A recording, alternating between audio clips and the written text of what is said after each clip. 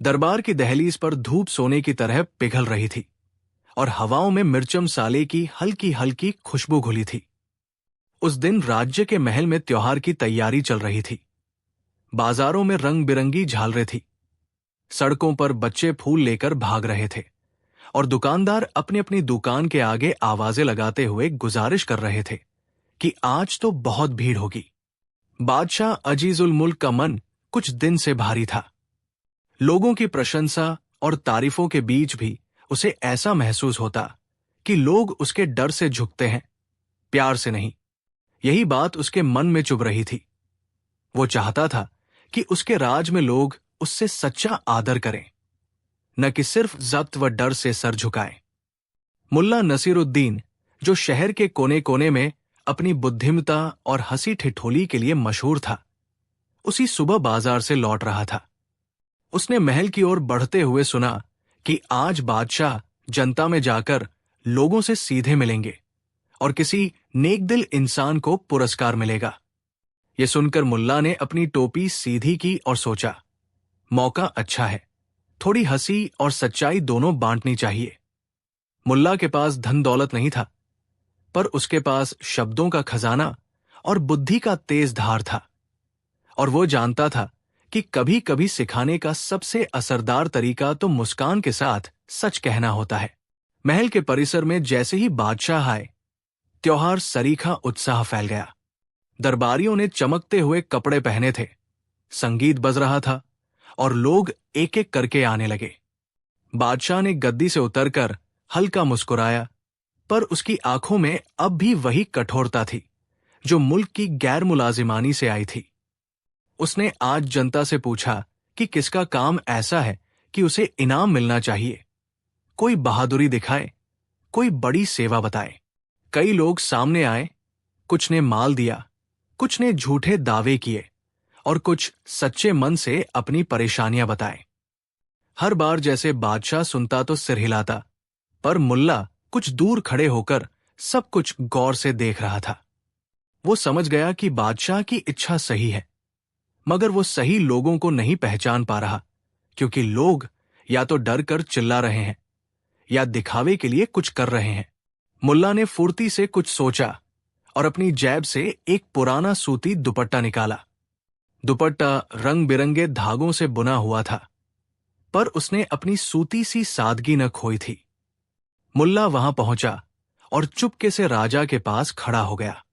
बादशाह ने पूछा, तुम कौन हो और तुम यहां क्यों खड़े हो? मुल्ला ने अपना सिर थोड़ी निहायत बंदगी से झुकाया और बोला, हजरत, मैं तो बस एक साधा मुसलमान हूं, पर मैंने सुना है कि आज आप सच्चे की पहचान कर इनाम देना चाहते हैं। मैं भी अपनी अक्ल का एक टुकड़ा आजमाना चाहता हूं। बादशाह ने घूर कर कहा, ठीक है, बोलो क्या करोगे? मुल्ला ने बिना हिचक के बोला, अगर हुक्म हो तो मैं एक ऐसा खेल खेलूंगा जिससे आप खुद समझ जाओगे कि लोग डर के आगे झुकते हैं या इज्जत के आगे। बादशाह को हल्का रोचक लगा। वो मुस्कुराकर बोला, ठीक है, खेल दिखाओ। मुल्ला ने पास खड़े एक छोटे से लड़के को पुकारा। लड़का नामी था, पर गरीब था। वो रोजाना बाजार में छोटी छोटी काम करने आता था। मुल्ला ने लड़के से कहा, भाई, अगर तुम तैयार हो तो तुम आज मेरे सहारे राजा के पास जाओगे और उनसे एक छोटी सी विनती करोगे। लड़के की आंखों में चमक आ गई। उसने हामी भरी। मुल्ला ने फिर कहा, तुम्हें अपनी मां का सामान लेकर जाना है, पर रास्ते में तुम रोक दिए जाओगे और कहा जाएगा कि तुम चोर हो। तब तुम शांति से बताओगे कि तुम बेगुनाह हो। अगर लोग देखेंगे कि तुम सच्चे हो और फिर भी तुम्हें नहीं मानेंगे, तो समझ लेना कि डर से झुकना आसान है, और अगर लोग तुम्हें बिना मुकाबले के सच मान ले, तो समझ लेना कि इंसाफ अब भी जिंदा है। लड़का हंसा और बोला, मुल्ला साहब, मैं तैयार हूं। मुल्ला ने उसे एक छोटी टोकरी दी जिसमें उसके घर के कुछ गहने के छोटे छोटे टुकड़े और दाल चावल थे। दिखने में कीमती नहीं, पर उसकी मां के लिए अनमोल। लड़के ने टोकरी को कसकर थाम लिया और महल की ओर चला। मुल्ला ने सबको कहा कि वे देखें, वो सब आज एक प्रयोग देखेंगे। बादशाह ने ऊंची आवाज में कहा, हाँ देखो, क्या होगा? मुल्ला ने मुस्कुराकर सिर हिलाया और दरबार में बैठी भीड़ ने उत्सुकता से आंखें फैलाई। रास्ते में एक गठरी भरे नौकर ने लड़के को रोककर पूछा, तुम कहां जा रहे हो इतने भारी सामान के साथ? लड़का डर नहीं कर सधा हुआ सा बोला, मैं अपने घर जा रहा हूं, मेरा घर यही पास है। नौकर ने शक के साथ कहा, माल की तुम पर मालूम नहीं, दिखाओ अपना सामान। लड़के ने टोकरी खोली और दिखाया, दाल, चावल और कुछ बिंदीदार पुराने सिक्के। नौकर ने चेहराया और कह दिया, ये चोरी लगते हैं। और उसी पल कुछ और लोग इकट्ठा हो गए। भीड़ बढ़ने लगी। कानों में अफवाह घुसी कि यहां चोर पकड़ में आया है। लड़का अब भी चुपचाप बोला, मुझे आपसे सच कहना है, ये मेरा घर का सामान है, मेरी मां ने भेजा है। पर भीड़ के बीच एक आदमी बोला, तुम झूठ बोल रहे हो, चोर पकड़ा गया है। और उसने लड़के के हाथ में चिड़िया की तरह टोकरी छीन ली। मुल्ला ने चुपचाप ये सब देखा और कुछ बोलने नहीं दिया। लड़के की आंखों में आंसू छिपे हुए थे, पर उसने घुटने नहीं झुके। महल में खबर पहुंची कि एक लड़के को चोर समझकर भीड़ ने जकड़ा है और लोगों ने कहा कि इसे सजा मिलनी चाहिए। बादशाह की आंखों में रोष निकला और कहा, चोर को सजा दो। पर तभी मुल्ला ने आवाज उठाई, हजरत रुको। बादशाह ने कहा, कौन बोल रहा है? मुल्ला आगे आया और बोला, मैं बोल रहा हूं। बादशाह ने रौमा कर पूछा, क्या तुम इस हाल में बीच बचाव करोगे? मुल्ला ने नटखट सी मुस्कान के साथ कहा, मैं मानता हूं कि सजा जरूरी है, पर पहले सच्चाई जांची जानी चाहिए।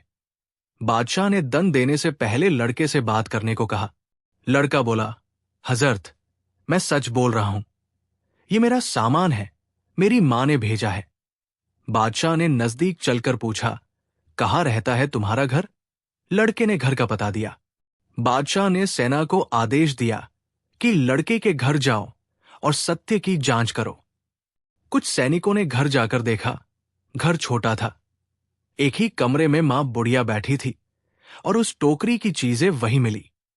मां ने रोते हुए कहा, ये मेरा बेटा है, वो कभी चोरी नहीं करेगा। जब सच्चाई सामने आई तो भीड़ शर्म से चुप हो गई और उस आदमी जिसने टोकरी छीनी थी उसने मुंह झुकाया। बादशाह ने लड़के से माफी मांगी और उसका सम्मान बढ़ाया। भीड़ ने धीरे धीरे उसे छोड़ दिया। ये देखकर जो लोग महल के आसपास थे उन्हें बड़ा अजीब लगा। बादशाह ने सोचा कि अब सब कुछ ठीक है। उसने सोचा कि न्याय हुआ, पर मुल्ला ने फिर कुछ कहा। उसने कहा, हजरत आपने देखा कि ये लड़का किस तरह सच्चाई पर अड़ा रहा, पर क्या उसने डर से झुकना पसंद नहीं किया? क्या सच्चाई दिखाने के लिए हमें हमेशा किसी के घर जाकर साबित करने की जरूरत है? कुछ लोग तो अपने आप झूठ का पर्दा डाल लेते हैं क्योंकि उन्हें डर लगता है, और कुछ लोग सच्चाई के सामने भी ठहरा रहते हैं। पर असली हिम्मत यह है कि तुम अपने दरबार में अपने आम लोगों को ऐसा विश्वास दिलाओ कि वे बिना डर के सच बोलें। बादशाह की आंखों में एक अजीब सी समझ आई, पर उसका स्वाभिमान चिढ़ भी गया। उसने पूछा, और तुम्हारा ये खेल क्या सबक सिखाता है? मुल्ला ने झट से अपनी टोपी संभाली और बोला, हजरत सबक सरल है, किसी को सदके या डर से न जज करो। सच्चाई का पता केवल तब चल सकता है जब लोग बिना किसी भय के बोल सकें। आज अगर ये लड़का डर के कारण चुप रहता या किसी और ने सच्चाई दबा दी होती तो तुम एक बेगुनाह को सजा दे देते। बादशाह गंभीर हुआ। उसने कहा, ठीक है, ये तो सही है, पर कैसे सुनिश्चित करूं कि लोग बिना डर के बोले? मुल्ला ने आंखों में चमक भरकर कहा, हजरत तुम में जो ताकत है उसे प्यार और समझदारी में भी बदल दो। जब तुम लोगों के साथ इंसाफ और करुणा से पेश आओगे तो वे अपने दिल की बात तुम्हें बताएंगे। बादशाह ने मुल्ला की बात पर विचार किया और अगले कुछ दिनों में उसने दरबार में छोटे छोटे परिवर्तन किए। उसने लोगों की शिकायत सुनने के लिए एक खुली सुबह रखी, जहां कोई भी बिना अनुमति के आकर अपनी बात रख सकता था। वो खुद आम लोगों के बीच जाकर बैठा, उनके साथ चाय पीता और उनके रोजमर्रा के दुख सुनता। कुछ दरबारी जिन्हें ये सब अजीब लगा, वे चुप रहे, पर जनता में बदलाव देखने को मिला। लोगों ने देखा कि बादशाह अब सिर्फ कठोर आदेश नहीं देता, बल्कि सुनता भी है। धीरे धीरे लोग बिना डर के अपनी शिकायतें लेकर आने लगे और कई छोटी छोटी समस्याओं का हल हुआ।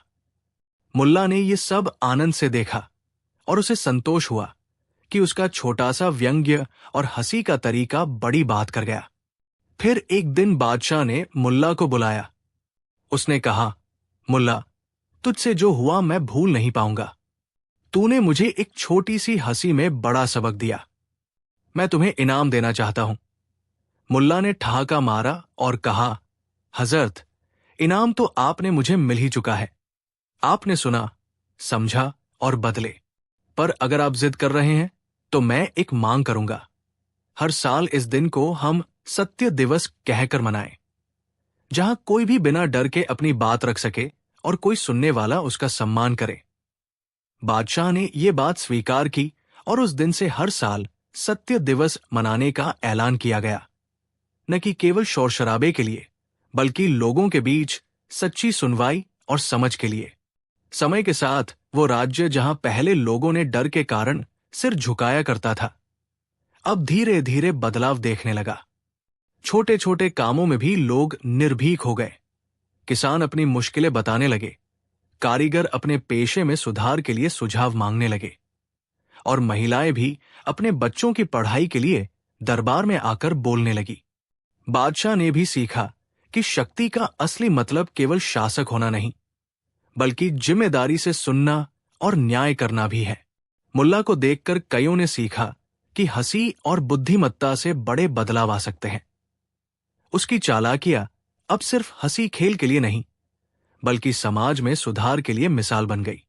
एक बार फिर त्योहार आया और उसी महल की छत पर उस दिन के किस्से सुनते हुए जनता ने कहा, अरे वही मुल्ला नसीरुद्दीन जिसने बादशाह को हंसी में सबक पढ़ाया था।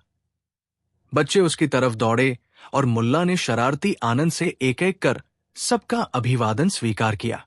उसने मुस्कुराकर एक कहानी सुनाई, नई पीढ़ी को यह बताते हुए कि कैसे एक छोटा सा सच अगर सही समय पर और सही अंदाज में रखा जाए तो बड़ी बड़ी दीवारें ढा देता है।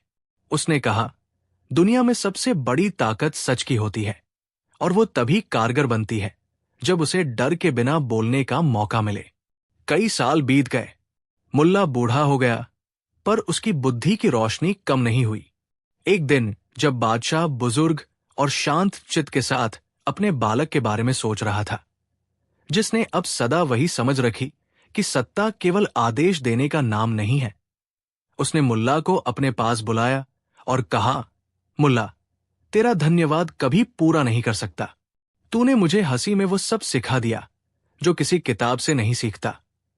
मुल्ला ने सिर झुकाया और कहा, हजरत, धन्यवाद जीवन में बहुत बड़ा शब्द है, पर असली इनाम यह है कि आपकी गद्दी पर बैठे होने के बावजूद आपने अपने लोगों को वो स्थान दिया जहां वे बिना किसी भय के बोल सकें।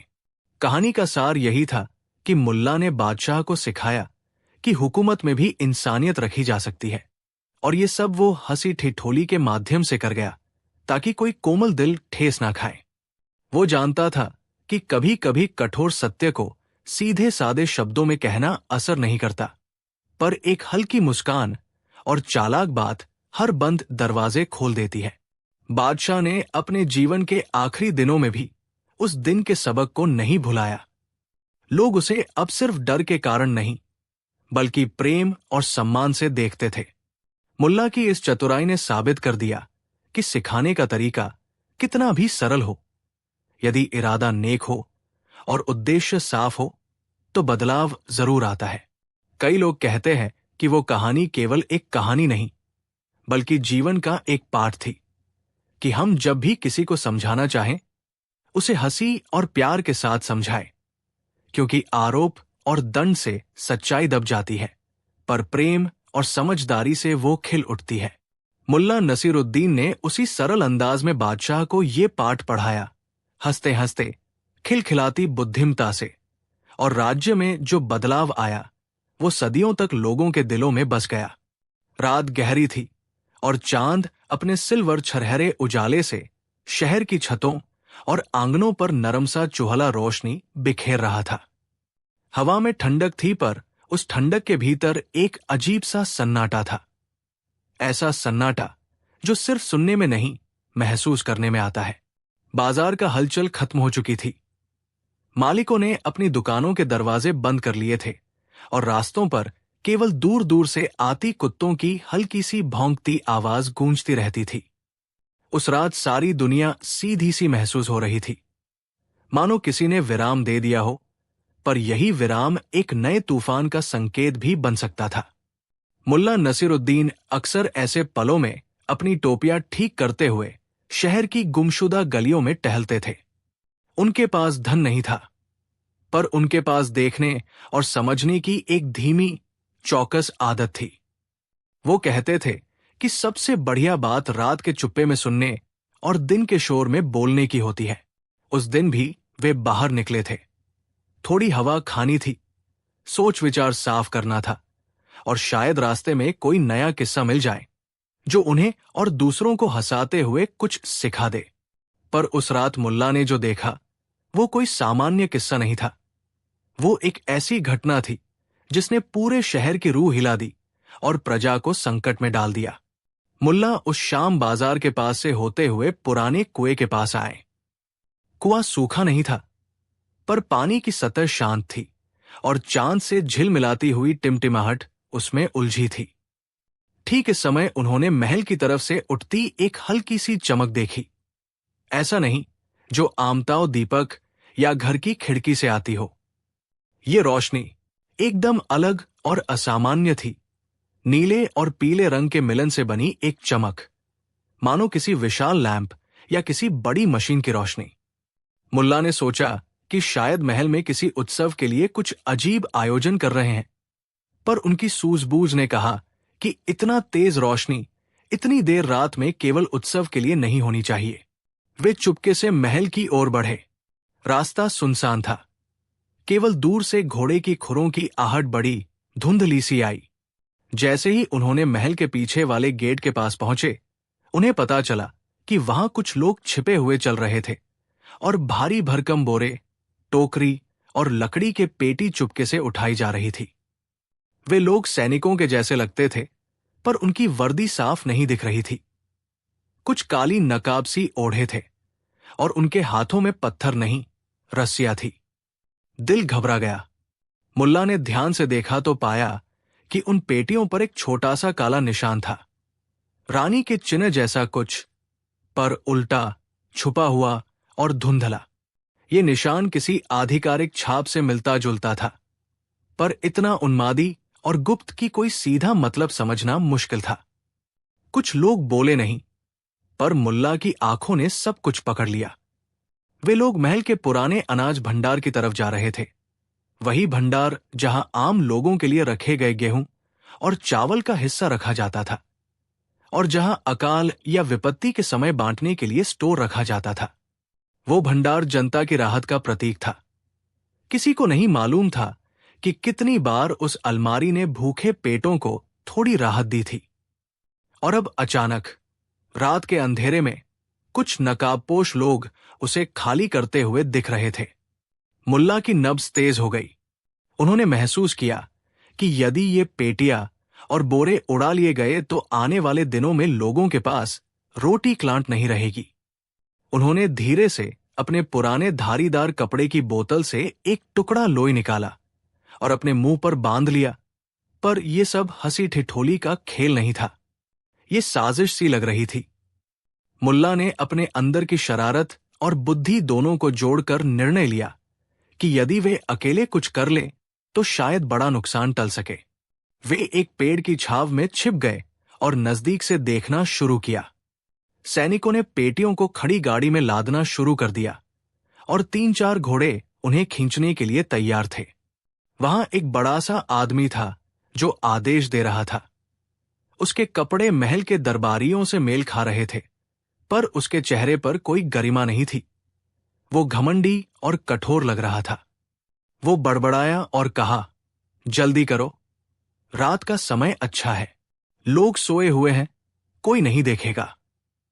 किसी ने जवाब दिया, हमारे पास जो आदेश है वे ऊपरी मंजिल से आए हैं, ये सारे अनाज राजद्रोहियों के नाम से भेजे जा रहे हैं। हमें बस उन्हें भंडारित कर उन्हें आगे भेजना है। मुल्ला के दिमाग में चक्कर आ गए। राजद्रोहियों के नाम, उन्होंने सोचा, पर उनकी बुद्धि ने तुरंत अगले कदम का आकलन कर लिया। आदेश के शब्द किसी बड़े षड्यंत्र की गंध दे रहे थे। क्या कोई दरबार का आदमी आवश्यक चीजें चोरी करके बाहर भेज रहा था?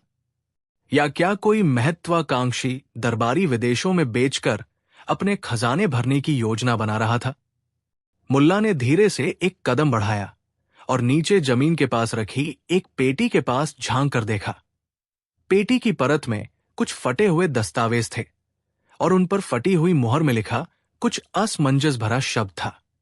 राजसी आपूर्ति आपातकालीन। मुल्ला ने फुसफुसाया, आपातकालीन? और फिर समझ गए कि क्या चल रहा है। महल शायद किसी बहाने से जनता के लिए रखे अनाज को हटाकर कहीं और भेज रहा था। संभवतः राजा की किसी बड़ी महफिल या किसी राजा परस्ती के लिए, या फिर बेईमानी की वजह से। यदि ऐसा हुआ तो नगर की रसोई और गरीबों की थालियां खाली रह जाएंगी। वो निश्चय करके पीछे हटे, पर उनके पीछे से एक ऊंची आवाज आई। वो आवाज एक जवान सैनिक की थी जिसने मुल्ला की छाया देख ली थी।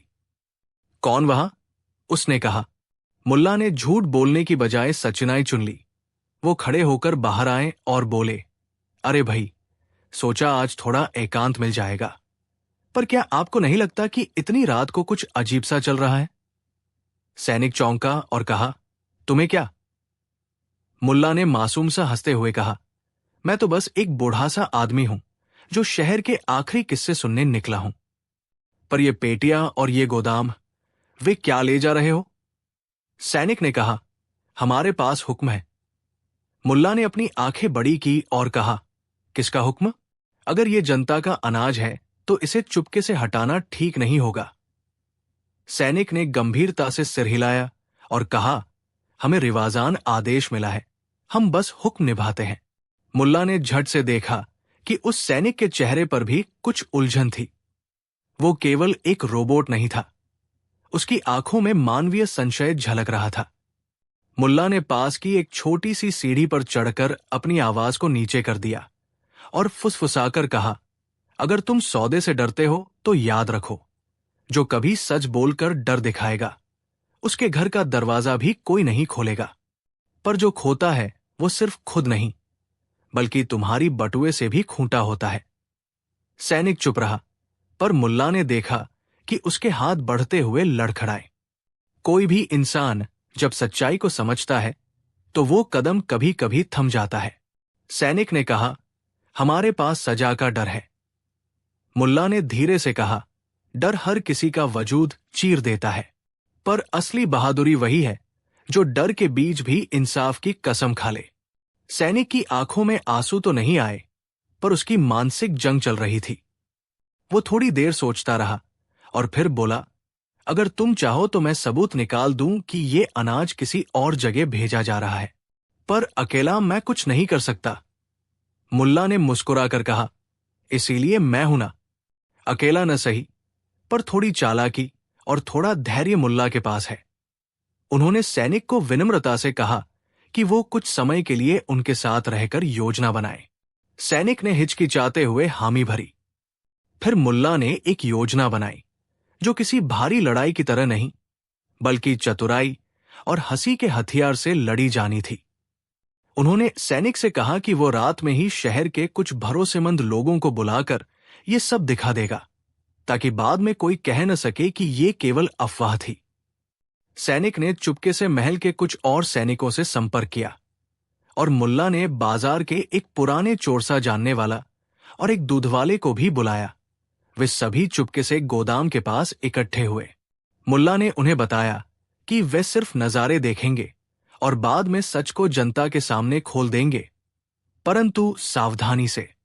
सबने आंखों में जज्बा लिया और उन्होंने तय किया कि वे यही ठहर कर इंतजार करेंगे। जैसे ही आखिरी पेटी उठाई गई, कुछ सैनिकों ने एक अजीब सा कदम उठाया। वे बुजुर्गों के पास आकर बोले कि ये सामान एक मूल्यवान उपहार के तौर पर शाही दूत को भेजा जा रहा है। पर मुल्ला ने एकदम आगे बढ़कर कह दिया, उपहार? किसे? पागल हो गए हो क्या?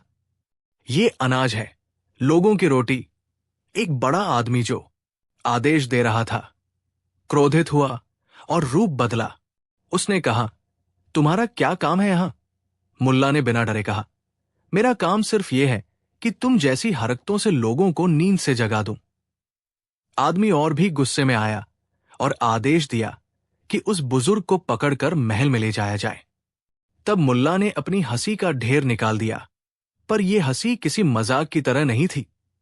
ये आवाज में की आग थी। उसने चिल्लाकर कहा, ओह, क्या आप यही चाहते हो कि रात को छुपकर भूख उगा दी जाए? क्या आप चाहते हो कि बच्चों की आंखों के आगे भूख का कारनामा हो? भीड़ धीरे धीरे इकट्ठा हो गई। कुछ लोग उठकर गलियों से आने लगे थे। अचानक रात के सन्नाटे में अफवाह फैल चुकी थी कि महल के लोग जनता का अनाज निकाल रहे हैं।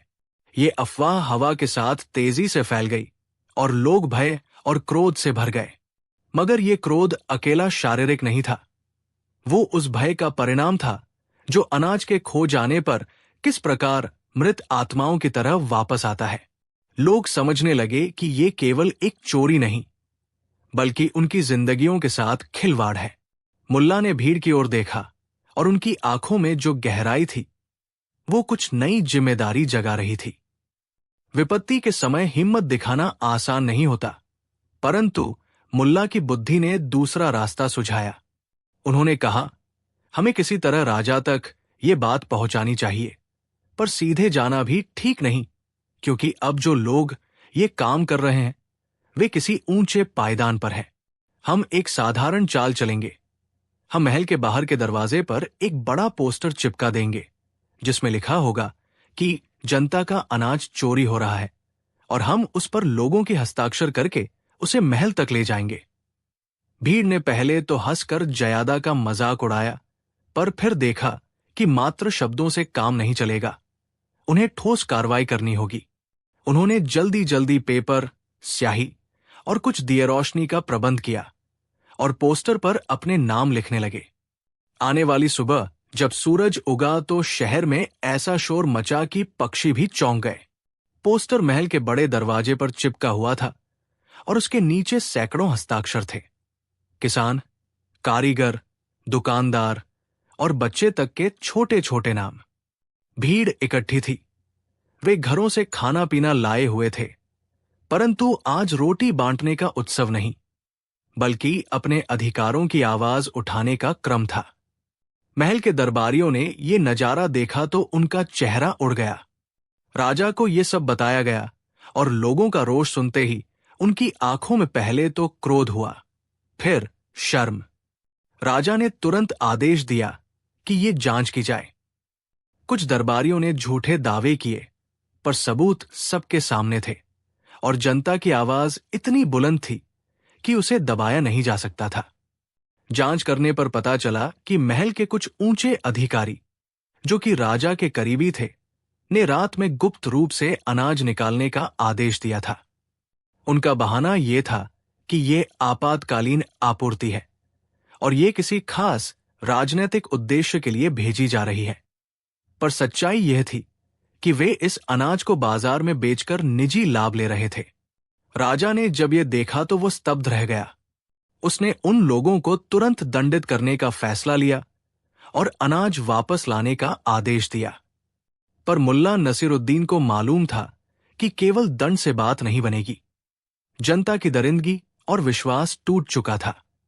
उन्होंने राजा से कहा, हजरत, दंड जरूरी है, पर आप लोगों के बीच अपनी सच्चाई फिर से कैसे लाओगे? राजा परेशान हुआ और कहा, मैं क्या करूं? इन लोगों ने विश्वास तोड़ दिया। मुल्ला ने अपनी पुरानी आदत से मुस्कुराकर कहा, आपको दिखाना होगा कि आप वही राजा है जिनकी सोच जनता के साथ जुड़ी है। उन्हें केवल शब्दों से नहीं, काम से दिखाओ। राजा ने मुल्ला की सलाह मानी और अगले कुछ महीनों में उसने अनाज सार्वजनिक कर दिया। हर गांव में बांटने के लिए विशेष समितियां बनाई गई, जिनमें सामान्य लोग भी शामिल थे, और महल के खातों की पारदर्शिता के लिए नोटिस बोर्ड लगाए गए। साथ ही उन अधिकारियों का सार्वजनिक रूप से परीक्षण किया गया और उन्हें दंडित किया गया। पर सबसे बड़ा परिवर्तन तब हुआ जब राजा ने अपना एक हिस्सा आम जनता के लिए मुफ्त अनाज के रूप में आवंटित कर दिया, और ये आवंटन खुलकर और जनता के सामने किया गया। धीरे धीरे लोगों का भरोसा लौटने लगा। मुल्ला ने देखा कि शहर के चेहरे पर फिर वही रोशनी लौट रही है, पर यह रोशनी अब केवल चांद की नहीं थी, वो उम्मीद की रोशनी थी। कई दिनों बाद जब सब कुछ सामान्य होने लगा, मुल्ला एक रात फिर से उसी कुएं पर बैठे और सोच रहे थे कि कैसे एक छोटी सी रोशनी ने किस तरह पूरे नगर को हिला दिया। उन्होंने जाना कि संकट अकेले किसी की विडंबना नहीं है, वो तब आता है जब सत्ता, लोभ और चुप्पी मिलकर कमजोरों की थाली खाली कर देती है। पर उन्होंने ये भी देखा कि अगर लोग अपनी आवाज उठाएं और बुद्धि का प्रयोग करें, तो वही संकट एक सबक बन सकता है जिससे भविष्य में किसी को भूखा नहीं रहना पड़ेगा। किस्से में यह कहा गया कि उस रात मुल्ला ने सिर्फ देखा नहीं, उन्होंने लोगों को उठाया, उन्हें लड़ना सिखाया और राजा को भी अपने कर्मों का हिसाब देना सिखाया। उन्होंने ये सिद्ध किया कि अगर कोई भी चीज अंधेरे में जा सकती है, तो वही चीज रोशनी में आकर उजागर भी की जा सकती है। और उस उजाले से जो सबक मिला वो ये था कि जनता का अनाज न केवल खाने की चीज है, बल्कि एक समाज के सम्मान और जीवन का प्रतीक भी है। जब वो प्रतीक सुरक्षित रहता है तो समाज भी मजबूत रहता है, और जब वो लुटता है तो समाज का नींव हिल जाता है। समय के साथ उस रात की घटना एक लोक कथा बनकर फैल गई। माया अपने बच्चों को बताते कि कैसे मुल्ला ने कल की रोशनी में अंधेरे की साजिश देखी और कैसे प्रजा ने मिलकर अपनी थाली बचाई। बच्चे आंखों में चमक लिए वो कहानी सुनते और सीखते कि भय के सामने चुप्पी किसी सुरक्षा की निशानी नहीं, बल्कि सच बोलने और मिलकर लड़ने से ही संकट टलता है। मुल्ला खुद भी कभी न कभी महल के सामने खड़े होकर लोगों की बात सुनते और मुस्कुराते हुए कहते, कभी कभी रात अजब चीजें दिखाती है, पर वही दिखावा हमें कुछ सिखाने आता है। और इस तरह उस रात की रोशनी और उस अनजाने कृत्य ने पूरे नगर को हिला दिया। कुछ लोगों की आंखों में आंसू थे, कुछ के होठों पर गुस्सा, पर सबकी धड़कनें एक ही स्याही से लिखी गई थी। अब वे जानते थे कि अपने हक के लिए आवाज उठाना जरूरी है। मुल्ला की चतुराई और जनता की एकजुटता ने उस संकट को अवसर में बदल दिया, और ये कहानी सदियों तक एक सबक बनकर सुनाई गई कि अगर कोई भी रात अजीब तमाशा दिखाए तो उसे नजरअंदाज नहीं करना चाहिए। कभी कभी वही तमाशा तुम्हें बचाने के लिए आता है। दरबार की ठंडी सी हवा में शाही झंडों की लहर सुनाई दे रही थी, और महल के आंगन में वही रौनक थी जो किसी बड़े अवसर से पहले होती है। पर आज का तमाशा किसी उत्सव के लिए नहीं था। बादशाह शहर के मामलों का जायजा लेने के लिए विशेष सभा बुला चुके थे, और मंत्रीगण अपनी अपनी चिंताएं और परिक्षेप लेकर तैयार खड़े थे। हर मंत्री का चेहरा अपने पद की गरिमा तथा चिंता का मिश्रण लिए हुआ था। कुछ अपने पेपरों को संभाले हुए, कुछ धीमी आवाज में सलाह लेते हुए, और कुछ आंखों में डर लिए हुए, क्योंकि दरबार में एक नई नीति पर बहस होने वाली थी, जिसकी छाया सबकी आमदनी और स्थान पर पड़ने वाली थी। मुल्ला नसीरुद्दीन को शहर में हर कोई जानता था। कुछ लोग उससे प्रेम करते थे तो कुछ उसकी शरारतों से परेशान होते थे, पर किसी के दिल में उसके लिए घृणा नहीं थी। उसकी चालाकी, उसकी हास्यबोध और सच्चाई को सीधे सादे अंदाज में परोसने का ढंग उसे अलग बनाता था। आज भी वो महल की ओर उसी तरह बढ़ा जैसे वो हमेशा बढ़ा करता। हल्की सी टोपी हमारी, झुर्रीदार चश्मा आधा टेढ़ा, और हाथ में एक पुराना लाठी। उसने सुना था कि आज दरबार में ऐसे मसले आएंगे जिनसे आम आदमी की भलाई खतरे में पड़ सकती है। इसलिए वो कुछ कहना चाहता था, पर उसे मालूम था कि सीधे जाकर कुछ कहना मुश्किल होगा। उसने सोचा कि हंसी का वो तरीका आज काम आएगा। थोड़ी शरारत, थोड़ा व्यंग्य और सच्चाई की डोज। दरबार में पहुंचते ही मुल्ला ने देखा कि मंत्री लोग बड़े गंभीर हैं। वित्त मंत्री का चेहरा पीला सा था, क्योंकि राज्य के खजाने पर भारी दबाव था। रक्षा मंत्री तार-तार दिख रहा था, क्योंकि सीमावर्ती मसलों को लेकर जनमानस में बेचैनी थी। और कुछ नए मंत्री जो हाल ही में पद पाए थे, उनका गर्व उन्हीं के माथे पर चमक रहा था। बादशाह ने दरबार को आरंभ कराते हुए कहा कि आजकल एक नया कर विधेयक प्रस्तुत किया जाएगा। एक कर जो व्यापारियों पर अधिक बोझ डालेगा और राज्य की आय में वृद्धि करेगा। व्यापारियों के प्रतिनिधि पहले ही महल के दरवाजे पर जमा हुए थे और उनकी आंखों में चिंता साफ झलक रही थी। मंत्रीगण बहस शुरू करने ही वाले थे कि तभी दरबार के द्वार पर हलचल सी हुई और सबकी निगाहें वहीं टिक गई। मुल्क के एक बड़े व्यापारी ने हिम्मत करके दरबार में आकर कहा, हजरत, ये कर हमारे छोटे छोटे ठेकेदारों और दुकानदारों को बर्बाद कर देगा।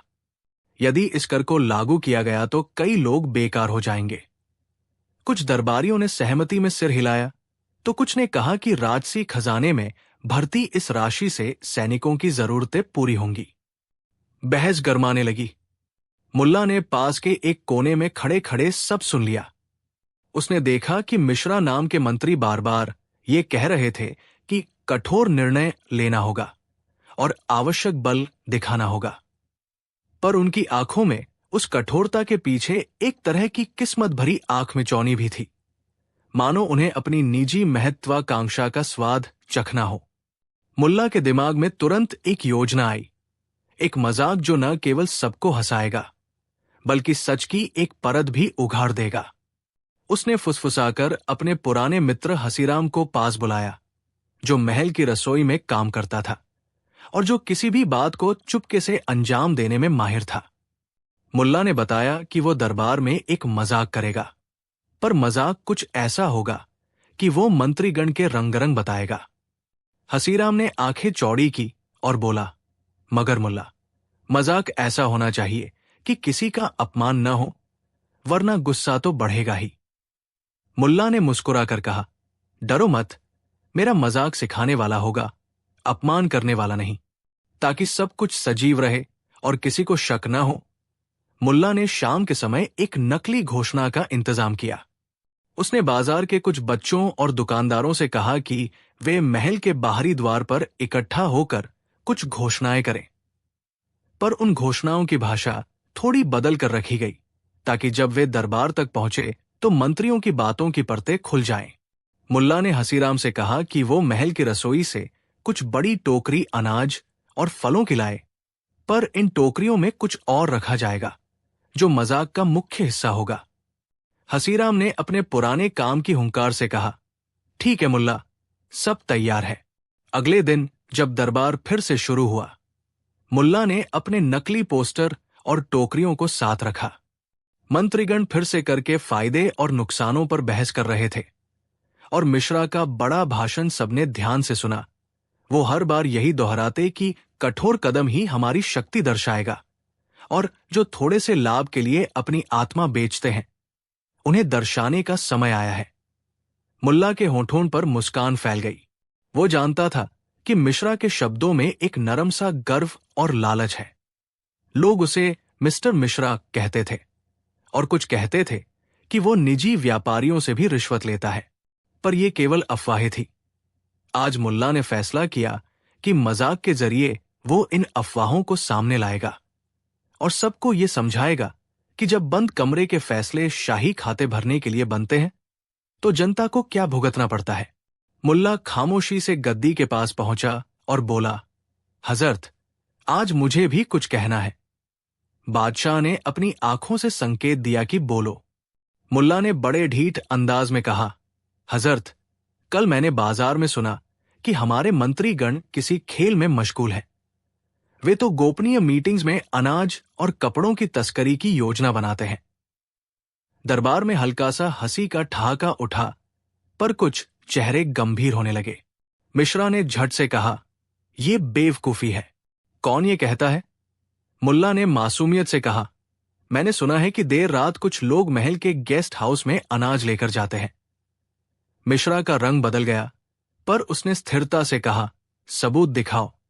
मुल्ला ने कहा, हजरत, हम सबका मिलकर ये पता लगा सकते हैं, पर पहले एक नजारा दिखाना चाहूंगा ताकि हम समझ पाएं कि जनता को क्या भुगतना पड़ता है। मुल्ला के संकेत से बाहर के बच्चों ने शोर मचाना शुरू कर दिया। वे कुछ नकली घोषणाएं कर रहे थे, जैसे महल से अनाज निकाला जा रहा है और मंत्री चोर है। भीड़ धीरे धीरे बढ़ने लगी। मंत्री लोग चौंक गए और दरबार में हलचल मच गई। मिश्रा तेजी से बोला, कौन तरह के सबूत लाया गया है? ये सब झूठ और अफवाहें हैं। उस समय मुल्ला ने एक बड़ा कदम उठाया। उसने अपने साथ लाई टोकरी खोली और उसमें से फलों की बजाय कुछ नकली सोने की मूर्तियां और चमचमाती चीजें निकाली। ये देखकर दरबार में सन्नाटा छा गया। लोग हैरान थे। कुछ ने आश्चर्य से कहा, ये क्या है? मुल्ला ने नटखट आंखों से कहा, हजरत, देखो, इन टोकरियों में वही चीजें हैं जो मैंने बाजार में सुनी थी कि रात में महल से बाहर भेजी जा रही है। मिश्रा तुरंत चिल्लाया, ये गंदा करिश्मा है। ये तो नकली मूर्तियां हैं। कोई बड़ी चाल है। मुल्ला ने बेखटके जवाब दिया, हजरत, नकली क्यों? शायद ये तो असल है और शायद इन्हें कहीं और भेजा जा रहा था। दरबार में किसी ने हंसी उड़ाई, पर किसी की आंखों में अब शंका थी। कुछ दरबारियों ने सुझाया कि इसे जांचा जाए। बादशाह ने आदेश दिया कि इन टोकरियों का लेखा जोखा निकाला जाए। तब मुल्ला ने एक और कदम उठाया। उसने कहा कि वो उन टोकरियों के बिल भी दिखा सकता है अगर मंत्री लोग चाहें। सबने कहा, बिल कहां से आएगा? मुल्ला ने निहायत ही सरलता से कहा, मैं तो वही बिल लाया हूं। इन्हें बाजार में बेचा जाएगा और यहां से पैसे आएंगे। मुल्ला की बात सुनकर मिश्रा का चेहरा लाल हो गया। वो समझ गया कि ये मजाक सिर्फ हंसी का कारण नहीं है। ये उसकी गिरफ्तारी और अनैतिकता की ओर इशारा कर रहा है। उसने तुरंत कहा, यह सब झूठ है। इस तरह की बातों में पागलपन है। पर दरबार में कुछ बूढ़े और ईमानदार मंत्री भी थे जो दिखा छिपा नहीं कर पाते थे। वे बोले, हमें सारे दस्तावेज दिखाइए और यदि इसमें कोई गड़बड़ है तो उसे सार्वजनिक रूप से सजा दी जाएगी। राजा ने आदेश दिया कि एक तफ्तीश कराई जाए और महल के स्टोर से अनाज का लेखा जोखा निकाला जाए। तफ्तीश के दौरान मुल्ला ने धीरे से बताया कि वह इन टोकरियों को बाहर के बाजार में दिखाना चाहता था, ताकि दिख जाए कि किस तरह कुछ लोग जनता का अनाज निजी लाभ के लिए प्रयोग कर लेते हैं। उसने कहा कि मजाक का मकसद सिर्फ सच ऊपर लाना था, न कि किसी को बदनाम करना। पर इस मसले की गंभीरता तब उजागर हुई जब तफ्तीश में पाया गया कि महल के कुछ कारवीर, जिनकी पहचान कुछ मध्यम रैंक के दरबारियों के रूप में थी, ने वास्तव में कुछ अनाज और कपड़ों को गुप्त रूप से भेजा था। उनकी वजह बताया गया कि ये राजसी अनुदान के नाम पर भेजा गया, पर असलियत यह थी कि वे इन वस्तुओं को बेचकर निजी फायदा उठाने का इरादा रखते थे।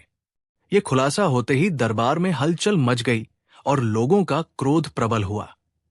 मिश्रा ने स्वयं को निर्दोष बताने की भरपूर कोशिश की, पर उसकी जुबानी और कामकाज के तार ऐसे थे कि बहुत सी बातों में भ्रम था। मुल्ला ने यह सब देखकर समझ लिया कि मजाक ने अपनी जिम्मेदारी निभा दी। उसने दरबार के पर्दों को हाथ में लिया और जनता के लिए प्रकाश किया कि कैसे कुछ लोग सत्ता के सहारे अपनी जेब भरने की चेष्टा करते हैं। पर मुल्ला ने इस काम को केवल आरोप प्रचार तक सीमित नहीं रखा। उसने एक नया प्रयोग किया ताकि मंत्रीगण खुद अपनी बुराइयों का सामना करें और बादशाह को भी अपनी नीतियों पर नजदीक से विचार करना पड़े।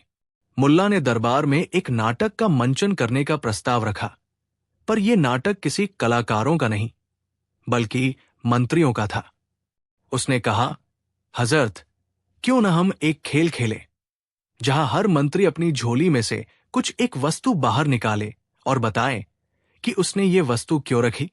इससे हमें पता चलेगा कि किसकी नीयत क्या है। कुछ लोगों को यह विचार अजीब लगा, पर बादशाह ने अनुमति दे दी कि जो मंत्री चाहे वे अपनी चीजें दिखाएं। मिश्रा को यह बात पसंद नहीं आई, पर वो बच निकलने के लिए चालाकी दिखाने लगा कि उसके पास दिखाने के लिए कुछ नहीं है। पर मुल्ला ने यह सुनिश्चित किया कि यह खेल सार्वजनिक और शिष्टाचारपूर्ण तरीके से होगा। कोई हीन भाव से नहीं, पर सच हमेशा सामने आएगा। जब खेल शुरू हुआ तब एक एक कर मंत्री अपनी अपनी चीजें निकालने लगे। एक मंत्री ने अपनी जेब से एक छोटा सा किताब निकाला। वो धार्मिक ग्रंथ था और उसने कहा कि वह उसे अपनी आत्मा की शांति के लिए रखता है। एक और ने कुछ पुराने नोट निकाले और कहा कि वह इन्हें दान हेतु इकट्ठा कर रहा है। सब कुछ सामान्य दिखा, पर जब मिश्रा की बारी आई, उसने बड़ी शानो शौकत से अपनी अंगूठी उतारी और कहा कि ये शाही उपहार है जो उसे सम्मान स्वरूप मिला है। तभी मुल्ला ने खिलखिलाकर कहा, अरे, क्या ये अंगूठी वही है जो कल बाजार में एक टोकरी में मिली थी? दरबार में घबराहट फैल गई। मिश्रा ने लाल चेहरे से कहा, नहीं, ये तो मेरे पूर्वजों की धरोहर है। मुल्ला ने मुस्कुराते हुए कहा, अगर ये आपकी परंपरा की वस्तु है तो आप इसे सबके सामने ठहरा कर दिखाइए, पर जो चीज इतिहास की बजाय बाजार की हुई वो इतिहास में शर्म बना देगी। मुल्ला की बातों ने सबको झकझोर दिया। कुछ मंत्रियों ने मिलकर कहा कि ये तो मजाक है और इसे गंभीरता से मत लो, पर जनता के प्रतिनिधि और ईमानदार दरबारी ये देख चुके थे कि किन लोगों ने सच्चाई से गठजोड़ा किया है। अंततः बादशाह ने फैसला किया कि उन अधिकारियों की खुलकर जांच कराई जाएगी और यदि दोष सिद्ध हुआ तो कड़ी सजा दी जाएगी। मिश्रा को सार्वजनिक रूप से तलब किया गया और उसके विरुद्ध कई आरोप गढ़े गए। उसने पहले निंदा की, फिर बहाने बनाए, पर जब सबूत सामने आए तो उसे नरम कानों के साथ स्वीकार करना पड़ा कि उसने महल के संसाधनों का दुरुपयोग किया है। मिश्रा का पतन केवल उसकी ही शर्म नहीं थी, इसका असर उसके समर्थकों पर भी पड़ा। उनका साख खंडित हुआ और लोगों ने समझा कि सत्ता के सहारे निजी लाभ लेना न केवल अनैतिक है बल्कि समाज को बर्बाद करने वाला भी है। मुल्ला ने ये सब देखते हुए अपनी हंसी दबाई, पर उसका भावनात्मक असर गहरा था। उसने न केवल मजाक किया बल्कि समाज में व्याप्त कुप्रथा और असमानता को भी उजागर किया। बादशाह ने मुल्ला की चालाकी की सराहना की और कहा, तूने ये खेल इसलिए नहीं खेला कि किसी का मजाक उड़ाए, पर यह दिखाने के लिए कि सच्चाई का धन सबसे बड़ा धन है। मुल्ला ने सिर झुकाकर कहा, हजरत, सच्चाई इतनी भारी नहीं होती जितना लोग सोचते हैं। बस उसे सही समय पर और सही भाषा में रखा जाए तो वो हर झूठ को चूर चूर कर देती है। मिश्रा को दंडित किया गया, पर उन दंडों में केवल कैद या जुर्माना नहीं था। बादशाह ने उसे सार्वजनिक सेवा और जनता के सामने माफी मांगने का आदेश दिया ताकि लोगों का भरोसा फिर से बन सके। साथ ही महल के भंडारों की निगरानी और पारदर्शिता के लिए नई समितियां बनाई गई, जिनमें आम लोगों के प्रतिनिधि भी शामिल किए गए। नए नियमों के तहत शाही जमा पर नियमित लेखा जोखा सार्वजनिक तौर पर रखा जाने लगा। ये सब बदले सिर्फ इसलिए हुआ क्योंकि एक मुल्ला ने मजाक के सहारे सच को उजागर किया और इस सच ने लोगों की आंखें खोल दी। समय ने दिखा दिया कि मजाक का सही इस्तेमाल बड़े बड़े परिवर्तन ला सकता है। मुल्ला की चतुराई ने न केवल एक मंत्री की कुटिलता को उजागर किया बल्कि उन दरबारियों की समझ में भी नई किरण जगाई कि जनता का भरोसा लेने के लिए केवल सख्तियां नहीं बल्कि ईमानदारी और पारदर्शिता भी जरूरी है। कुछ लोग कहते थे कि अगर मुल्ला न होता तो ये सब कभी उजागर नहीं होता, पर मुल्ला कभी खुद को नायक नहीं मानता था। वो बस हंसकर कहता, मैंने तो केवल वही किया जो किसी अच्छे घर वाले का कर्तव्य है। अगर घर में मुंह में मिठास नहीं दिखती तो बताना जरूरी है। दरबार के माहौल में धीरे धीरे शुद्धि आई। लोगों में निष्पक्षता की बात फैली और छोटे व्यापारियों का मान बढ़ा। मुल्ला को लोगों ने और अधिक सम्मान से देखने लगा, पर कुछ लोग अभी भी उसकी हरकतों को असभ्य मानते थे। मुल्ला किसी के कान में फुसफुसाकर कहे गए शब्दों से नहीं डरता था। वो जानता था कि हंसी और बुद्धि का संयोजन सच्चाई को एक हल्की परत में छुपाकर भी सामने लाता है, और यही उसकी कला थी। कई दिनों बाद जब राजा ने एक आम सभा बुलाई और सार्वजनिक तौर पर नए नियमों की घोषणा की, मुल्ला वहां उपस्थित था। उसने देखा कि लोग शांति से अपने हक के लिए आवाज उठाते हैं और मंत्री अब हुक्म से पहले सोचते हैं। मुल्ला ने फिर वही नटखट मुस्कान दिखाई और धीरे से कहा, हजरत, यदि कभी फिर कोई मंत्री सोचता है कि वो महल की संपत्ति को अपनी झोली में भर सकता है, तो उसे याद रखना चाहिए, मुल्ला की टोकरी खाली नहीं रहती। सब लोग हंस पड़े और माहौल में एक तरह की हल्की सी राहत आई, मानो किसी बड़े कड़वे सच को मीठे हास्य में बदल दिया गया हो। समय ने मुल्ला को उसकी जगह दिलाई। उसकी शरारतें अब केवल कहानियां नहीं रहीं, वे सबक बन गई। लोगों ने उसे याद किया जब भी किसी को हंसी के साथ सिखाने की जरूरत पड़ी। मुल्ला ने भी अपना जीवन ऐसे ही गुजारा, हंसी, चालाकी और मधुर व्यंग्य से समाज की बुराइयों को छेदना और लोगों को समाज के प्रति जागरूक करना। मंत्रीगण ने भी सीखा कि शक्ति का दुरुपयोग करने पर मजाक भी तिखा हो सकता है, और वही मजाक कभी कभी समाज की रक्षा का सबसे प्रभावी हथियार बन जाता है। इस कहानी का अंत यही बताता है कि कभी कभी मजाक केवल मनोरंजन का जरिया नहीं होता, वो समाज के भीतर छुपे असंतुलनों को सामने लाने का भी जरिया बन सकता है। मुल्ला ने दरबार में ऐसा मजाक किया कि मंत्री चौंक गए, पर उनके चौंकने के बाद जो हुआ वो उस सरकार और उस समाज के लिए बेहतर था। और मुल्ला, वो बस हंसते हुए कहीं निकल गया।